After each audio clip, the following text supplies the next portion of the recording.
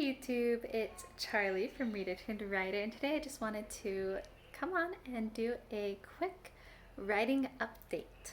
So I have been working on my Cinderella project for my Cinderella retelling for a couple weeks now, and I have not gotten words written on the draft every single day since I've started working on it. I have put a little bit of time towards editing Rapunzel, my Rapunzel retelling that I'm close to beta reads with. I got it basically ready for my husband to look at, and now he's going to read through it before I actually send it to real beta readers.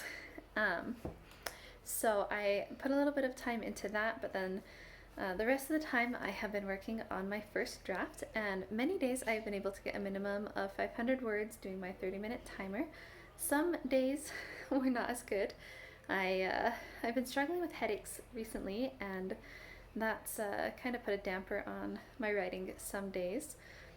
I've also started writing at a different time. I was writing in the morning, but mornings have gotten so busy with the different things that I'm trying to do that right now I'm trying to write around lunchtime. And often what happens is I start writing during lunch, and then right after lunch I sit in the room with my 6-year-old while she practices piano, and I will write while she practices, and I give her kind of like I actually turn on a timer for her for each song, and then while she's practicing I just keep writing, and I'm able to kind of tune out distractions, like outside distractions, pretty easily. I do that when I'm reading as well, so it's not too big a deal.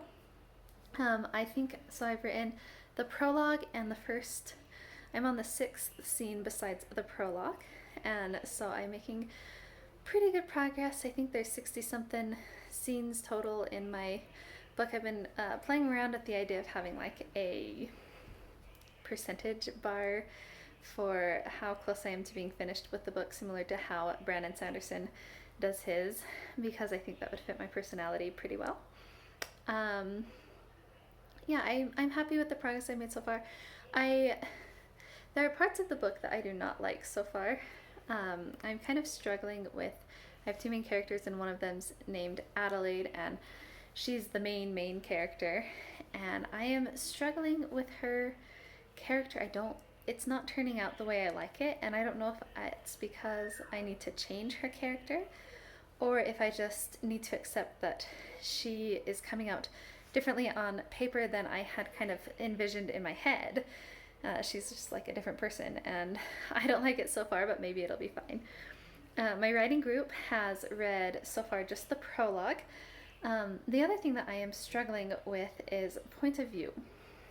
I wanted to do third person point of view because I have two main characters, and in my Rapunzel retelling I did first person with a couple scenes from different characters' points of view that were third person, and first person really worked well for me with that. And this time I thought that I would do third person, but I keep slipping into first person. It's like I want to write first person. I feel more comfortable. I like my writing more when I do first person.